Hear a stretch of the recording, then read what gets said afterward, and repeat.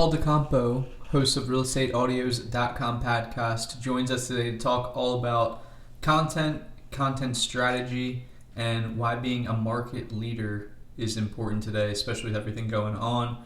He writes content daily. He formerly worked at Carrot, so he really is an expert in the space, and wanted to give you guys a little bit of perspective on creating content, putting those into your follow-ups with sellers, talking to buyers, all that good stuff. So enjoy the episode and let me know what you think. Paul, thank you for coming on, man. Interesting times here that we are in currently with coronavirus, COVID-19, everything that's going on. It's kind of a day-by-day feel and reactionary mode of what's going on. And I think you can add a lot of value on how folks can position themselves to be a genuine, empathetic leader that's purchasing homes and helping, sellers find these solutions to the problems that they're having with everything going on. Definitely, man. Definitely. Yeah. California right now is on shutdown. It's March 20 right now with the recording. And things are getting kind of hectic out here. So a lot of investors out here are there's a lot of opinions, a lot of things about what direction the market's going to go. But I mean, there's still people buying, selling. So there's still people preparing for when the bubble does pop and what they're going to be doing as far as their strategy, as far as their investing strategy and the marketing strategy. So. Absolutely, man. Yeah, that's kind of just a glance at where we're at right now. Could you give the audience a little background on how you got into real estate investing and everything that you have going on right now? Yeah, sure. So, I'm not a big name guru. So, people are first time listening to this have no idea who I am. So I'm not a big time guru at all. I'm a small time investor, passive investor. I started back in 2015, like everybody else, read Rich Dad, Poor Dad. Got into the rabbit hole, the shiny object of wholesaling, flipping. Originally, I just wanted to buy some rentals, and then jumped into bigger pockets, and all of a sudden I see big money being made. And so jumped into wholesaling, single family, looking for deals here in Southern California, extremely competitive market for that. Spent a lot of money on direct mail. A lot of it didn't come out to nothing. So I think there was one point where I was spending about $4,000 a month on direct mail and there's a lot of mistakes I made back then. And a lot of things I learned from it as far as marketing goes. And then while I was doing that, I shifted gears. And this was the biggest change in my career as a real estate investor. I shifted gears to a market that had a lot less supply of investors and a lot more demand of motivated sellers. And that was mobile homes. A lot of mobile homes where I'm at is different pockets, more probably like 2 hours east of LA. There's a lot of mobile homes out there. And I started marketing to them, and it was night and day. I started buying, I flipped a few mobile homes here and there, flipped them on notes. So I was receiving passive income on them. I'm still receiving some income on those. And then I mean, this is a long story. I'm making this long story short, but jumped into land investing as well, because I hated doing rehab. I hated doing rehab. I hated showing property too, because I was acting as an agent at the same time. I didn't have my license, but I was showing property. I didn't outsource that to an agent. But anyway, I jumped into land investing. That was even a bigger shift that resulted in night and day success. It was almost bought a property in a week and sold it within a week. And I was doing I was flipping land as a note as well, just like I did with mobile homes. I did that for about a year.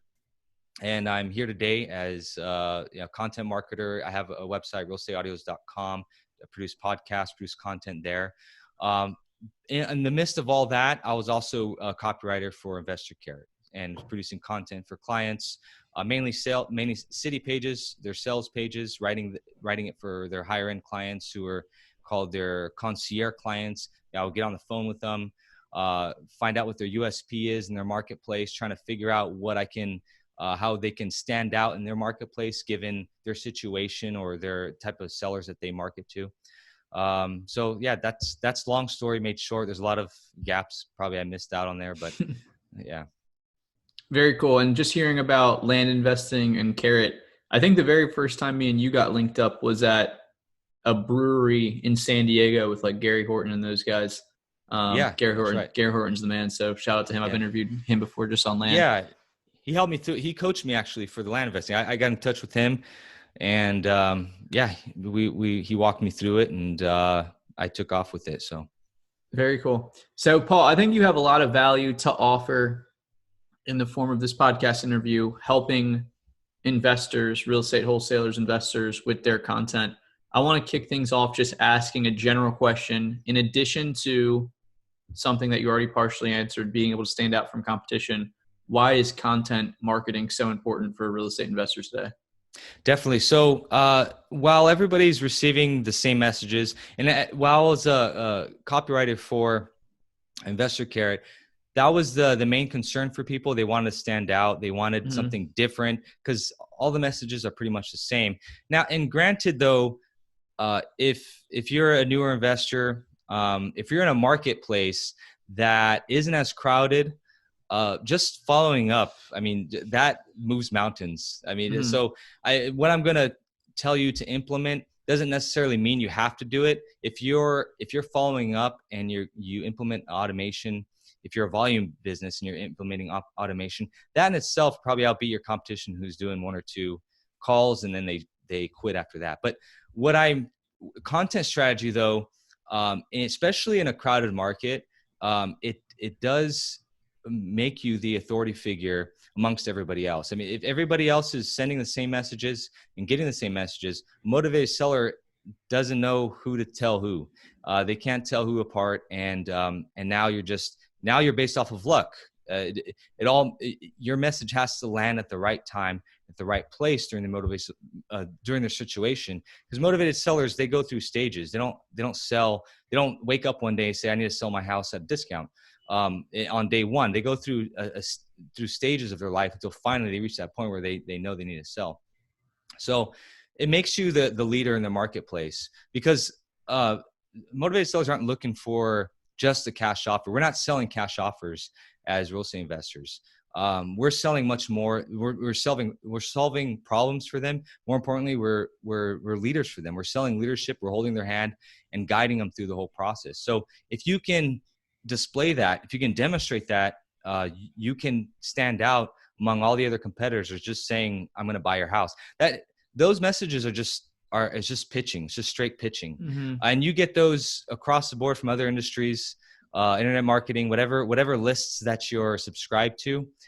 You get constant pitches to buy a product, but it's the ones that actually create value, that add value first, and then pitch at the end that stand out amongst everyone who's just pitching and pitching and pitching. And real estate investors do the same thing. They just pitch an offer. I want to buy your house. You can stand out by adding a piece of information that's valuable for their day-to-day life, and you can add that into your existing follow-up system. It's very easy to do. So one things that you can do and I know this pertains to Investor Fuse clients, you can do this in your automation already, is by having buckets or verticals, however you want to call it, buckets of different types of sellers. You can have you can have elderly, you can have probate, whatever it is that you work with. When I was writing for Investor Carrot, I would always ask that question: is where's the majority of your sellers coming from? A lot of them would answer it's everywhere, and that's probably true if you're doing search engine marketing, because you're marketing for bigger keywords, sell my house fast, we buy houses. But if you're buying a list, if you're focusing on a particular type of lead, you're buying a list of probates, or you're creating a list of probates or elderly, whatever it is, you can then structure content that's specific to those people. There's a guy out here that I've worked with. He just does probates, and he's put together packets of probate of articles valuable to the person, that walks them through the whole probate process. It gives them information, because people are confused. They don't know what to do when these type of situations, and he delivers them. He hand delivers them to them. He also sends it in the mail. So that is a form of content strategy that you can plug into your existing automation, whether it be email, calling. You can add a link. You can send a direct mail and add a link if you're into online marketing and you want to gain traffic to your website. You can add a link that directs them towards the article. That increases traffic, increases your awareness with Google, telling Google that, hey, you're an authority figure here, you're relevant, and possibly increase your rankings in Google. So there's hundreds of different ways you can implement the content. But the important part is that you have content that is tailored for a specific seller, specific situation. So Awesome. So we heard some strategy there. And just for insight too, guys, Paul is writing content every single day, right? yeah, I do. Yeah, that's a different. Yeah, I write a daily email on my whoever's on my list. I write a daily email. It's mainly real estate investors. It's real estate investors, but I did this in my land investing business as well.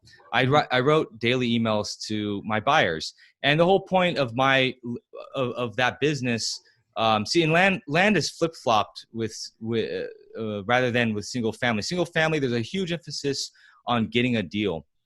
So there's a lot of time, energy, and money spent in that front end of the business. While land investing, it's flip-flop. There's more energy and time spent in the back end of the business, selling the land. That's a little harder to do than buying land. Buying land is very simple to do. You don't need an elaborate system for that.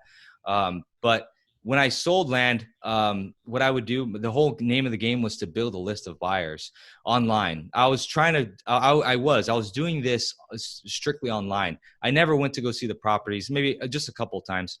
Never met buyers. I would do this strictly online. So something I did, and I started implementing towards the end of this, and I kind of left I did leave the business to focus on the existing business I have right now. I learned the hard way that you can't follow two rabbits. You can't try to catch two rabbits at the same time. So Definitely.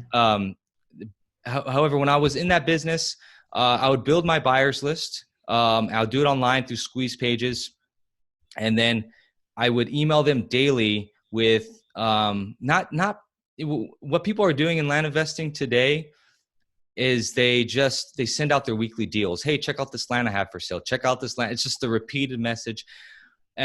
And the one if somebody asks me what's the one thing that has attributed to success in my life, has always been doing the opposite of what people are doing. And so when I was doing single family, going towards the market that nobody was going after, which was mobile homes, it was a huge demand for investors because a lot of motivated sellers in that area, and not many investors going after that. So I shifted, and that was night and day. A huge amount of people coming after me to sell their mobile home to. And when I shifted to land, it was the same thing. Very little people buying land. Buying land was very easy in my area, and very easy to sell because I was in a highly dense area. So many buyers for those parcels of land. So when I started shifting for my daily emails, I started seeing a shift in success with that as well. Very easy to sell land. And what I did was I would look for, every day I would look for relevant pieces of news or information that I can plug into my buyers, and then I can pitch at the end. I always pitch. So, but I always give value first. Value comes first, pitching comes second. So for instance, if people, I know this might sound confusing, but an example of this was, I remember a news article I read on a day that it was talking about how living in the city increases your heart disease by, I don't know, 30%, whatever it was. So I wrote about that, and then I plugged in the piece of land that I'm selling up in the mountains to get away from the whole city. So again, it's just the land buyers aren't real estate. These land buyers weren't real estate investors. They're just your common folk living out in the city who have a dream of buying a property out in the mountains and building a cabin one day on the mountain. So I would look for relevant information that is valuable to them. It could be it's usually entertaining information. I would always I would try to implement entertaining information to them. Now, what does this have to do with real estate investing? I'm not saying that guys that are wholesaling have to do this. They can do this with their buyers list. They can do this with agents. But the point is that content is very easy to create. Now, if you're going back to that bucket system or that vertical I was telling you about, you can create content very easily for each one of those particular types of leads, because you're the expert in this. Mhm. You know that particular situation like the back of your hand. You know it much more than them. If you're marketing to elderly, or seniors, and I don't know that market. You have to know your market, and you have to know what language they use. Elderly, I probably just, elderly is probably the wrong word to use. I don't know. I don't know Yeah. what. So, but the point is, know your market. Use the language that they use. I'm going to use elderly for now, just for example. I don't know. I never marketed to that market. So, but you can, if they, you have to dig deep into what they want, what interests them on a day-to-day basis, and you can talk about it, you can write about it, and then you plug into how you buy houses, and you can write little mini articles, and plug those into your follow-up system, into your automation. uh, to get an example, you can talk about, and again, I don't know this market. I'm just guessing, but for a senior list, people 50 and older, if you're marketing, I have no idea. But if you can take, they're interested in elderly abuse, scams out there, new technology, moving. You can take a handful of topics, and you can write about each one of those topics, and that becomes your little newsletter or your publication that you plug into your automation. It's just, all it is you're substituting your usual message of, hey, we buy houses, and then adding a value piece of information right in front of that, and you can deliver it in whatever medium you like. There's guys that deliver it, the guys that hand deliver it, guys that send it through the mail, guys that text a link, guys that email a link, guys that email the whole newsletter to them. So that's the whole content strategy. It's very simple. It's not elaborate. It's not complicated. You just writing, or you're talking. For instance, you can take a rev.com app. It's an app that I use all the time, and you can talk into it, and it'll transcribe whatever you say. I think today it just changed. The price just changed. It's about $1.25 per minute of audio.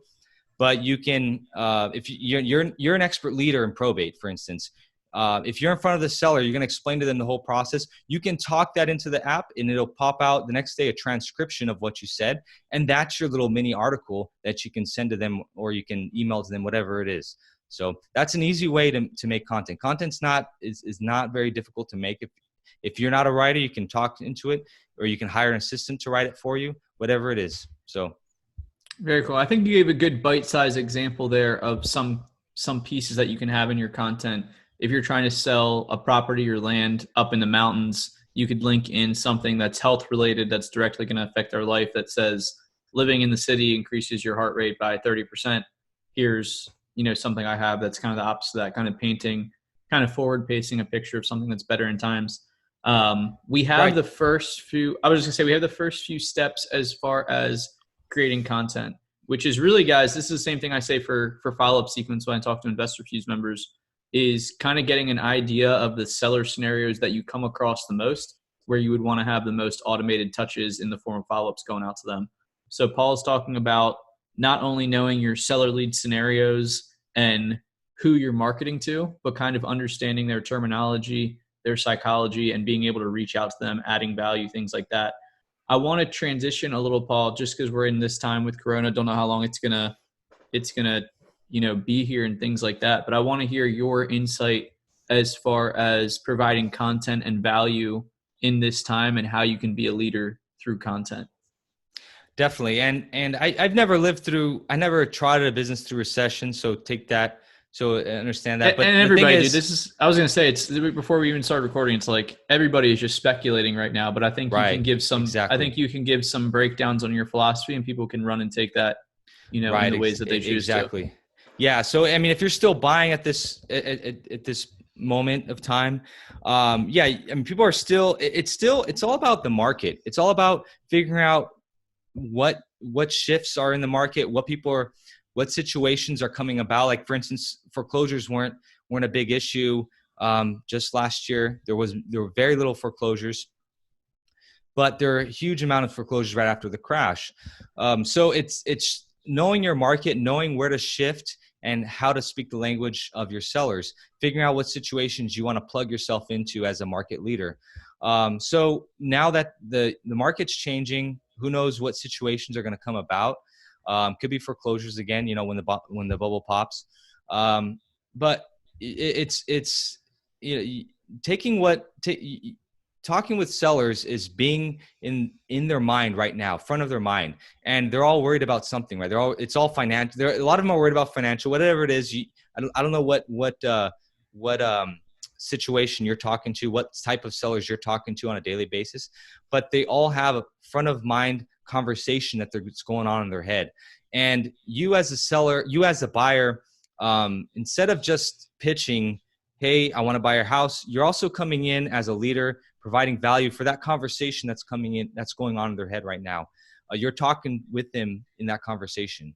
Does that make sense? I mean, it's not just pitching. It's shifting with the market and speaking with your seller. So creating content revolves around that. When I did it with land, I was looking at, my market was interested in moving away from the city. That was just one piece of content, one email. There's hundreds of different ways you can do this, but that was just the sellers. My land buyers were interested in moving away from the city, going up to the mountains. So finding content that pertains to that, newsworthy articles, taking something of a news article you see that day, tying it into selling their house, and then tying into how you buy houses, and it solves that problem, whatever it is. So, with these market changes, things don't change as far as strategy goes. You're still implementing your follow-up system, your automation, you're plugging in content, you're being a market leader, but you're just changing the conversation. That's all it is. Mm-hmm. When markets change, you're changing the conversation. Totally. So the one thing I'm thinking about when you're just giving the last answer is, from my perception, I guess most operators or CEOs of a real estate investing company may not be the personality type, or it may not be their highest dollar per hour activity to be writing out content themselves. Even, you could listen to this interview, probably strum some stuff up together, but it's an interesting commonality even with investing companies that won't take the time to write out follow-up sequences or record ringless voicemail audios, things like that. What's the best way that somebody could outsource this type of stuff? They may have somebody in their company that could write out content and follow-up sequences. But what do you think is the best way if someone's listening to this, they're agreeing with everything you're saying, that it obviously makes sense, but they just want to kind of get rid of that and outsource that type of stuff? Right. Maybe, is that something that you're offering? No, I don't write. No, I don't write. Not for this industry. Not okay. Because it's I've hired content writers when I was in the single family business. I hired content writers, but it was mainly for an SEO strategy.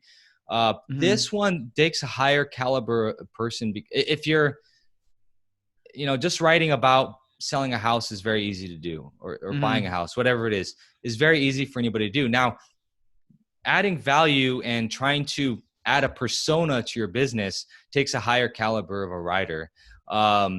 So that, outsourcing that and having a hiring strategy, that's up to the SEO. How he hires that, I can't tell you what price to pay somebody. That's up to you and your business operates. But I would say, as a CEO, again, I'm going back to that rev.com app, because it doesn't, you know this business, you should know this business like the back of your hand. You already know, you should already be in tune to this market. If you're not, you should be in tune to this market. I mean, even though you're removed from the gears of the business, the inner workings of the business, you should know what direction the market's going. You should know what sellers want. As a business, as a service provider, that's the number one thing we should always be immersed in is knowing what our market wants. So, talking into the rev.com app, again, I keep going, I'm not affiliated or anything with them. I just, I use them all the time. I don't know any other, there might be another app out there. I don't know. But talking into that and coming out with the transcription is the easiest way to come. I know a guy that wrote a whole book with rev.com. I think you told me that last time we were chatting. That's pretty cool. Yeah. Yeah. So as a CEO, you can talk into something. You can, even if it's just an outline and you send it over to a writer, that writer can, if they're trained enough, they know enough, they can come up with some unique content. So very cool. Sage advice from a very solid fellow here. And take it and run with it how you will, guys. I know, obviously, I don't know. No one knows how long this is going to be going on or what level of effect it'll have on real estate, your guys' business, but super applicable interview to be checking out here. Rev.com, rev.com. I'll make sure to put that in the show notes. Yeah, for sure, man. Sweet. Yeah. And that. Oh, go ahead. Yeah. As far as again, I think it goes back into the market. I keep bringing this up, but I think that's if you just want to turn and burn, if you want to turn and burn business and you don't really look into what the market is doing today, what's going up, what situation is coming about. For instance, here's an example. Short-term rentals, from what I understand, might be hurting in this business. So. Definitely. So as a CEO, you're looking at these shifts and deciding what situation is coming about it and plugging and focusing on that, on a strategy for that. If you're CEO and you're just plodding along, not caring about the market, that's where probably when these big shifts come about is when, you'll be caught naked swimming when the tide goes out. So again, going back to your question of how does a guy who wants to remove himself from this? Well, you can remove yourself from the actual writing part, but I think your mind always has to be thinking about what your market is doing today and how you can add value to your market. I mean, we're service providers. We're adding value to the marketplace. I don't like to look at it as we're just an arbitrage business. I mean, that we're just sitting there and deals come in and we flop it out the other end without thinking about the both ends of what are we providing on value on both ends of the spectrum. So that's my 2 cents on that. Very cool. To end things here, my final question is, I want to get your answer on what's some of the best insight that you've got from guests on your podcast on realestateaudios.com. Best insight was mainly for newer investors. I don't know if it'll work for, because my market, my list is a lot of newer investors. So that's I kind of train the questions to pertain to that audience. So it has to do with the mindset, I think. And I think the belief in, and this is what I get out of a lot of my guests, because the question always comes about with newer investors, even guys that have done deals, is how do you find a deal? And so I kind of go towards that particular question, particular structure of an interview. But the guys that have been doing it for a very long time, it always comes down to belief and mindset. It's usually that's too much of a tactical question for them. And it's like, tactics don't matter. It's the principle and belief that you're actually going to be achieving what you want to achieve. I know that sounds woo-woo and I'm not a big fan of woo-woo stuff, but I've seen this throughout my life is the actual mindset of knowing that knowing what you want to achieve and knowing that you're going to achieve it has done me night and day as far as success goes. The guys who don't achieve it here's an example. There's a lot of guys out here in Southern California. There's a lot of guys that do a lot of creative finance, a lot of seller finance, a lot of subject to, because of higher end prices out here. So there's a lot of new investors. They don't see how they can offer seller finance to somebody. They don't see how that's beneficial. So they always get that offer shut down 100%. But the guys who know that this is beneficial for the seller, almost 100%, not 100%, I should say, but a majority of the time they get that offer accepted. They get that creative finance offer accepted because they know and they believe that this is a good offer for the seller. The guys that are brand new, they can't comprehend how this is a good offer. And if you can't comprehend it's a good offer going into the deal, going into the seller's house, if you don't think it's a good offer yourself, you're going to have a hard time. It's going to show through your mannerisms, through your tone of voice. Mm-hmm. That's all going to be seen from the seller's point. And you're not going to be seen as a market leader. Sellers, again, are looking for leaders. They want somebody to hold their hand. If you're presenting an offer that you don't believe is a true and good offer for them, they can see it in your mannerisms. What is 80% of conversation is through nonverbal gestures, right? Something. Mm-hmm. So they're going to see that, and you're not their leader. You're not their problem solver for that day. So they're going to go on to the next person. So that's my 2 cents for newer investors. The 2 cents is spot on with me as far as the mindset and belief. It might sound a little woo woo, but I roll with it because that's the stuff I like to talk about and study and implement it myself. Cool, man. Well, I appreciate the breakdown here. And like I've said throughout the interview, guys, this is maybe a kick in the butt, or at least a little foot on the gas pedal to, if you've been hesitant on putting out content, or maybe you're not as diligent as consistently doing it. I think this is a very applicable time just with everything that's going on currently in the world, and we'll see what rolls out here moving forward, but definitely applicable interview for you guys to check out. What's the best place to reach you, Paul? Should it be directly on realestateaudios.com? Yeah, you can contact me through there, realestateaudios.com. That's where if you want to see how I implement daily emails, you can see it there. Cool. That's mainly for the real estate investor market. It's not for land investing or anything like that, how I did it, but you can see an example of it. And yeah, you contact me through there. I have a podcast. You can find the podcast through there. My podcast is Deals Today, and you can find that on any of your channels. Awesome. Paul, appreciate you, man. Hope you guys enjoyed the episode. Please leave a 5-star review if you enjoyed. Share the episode and reach out to Paul to say what's up, and check out him online to up your content game. Thanks, guys. All right. Thank you, man.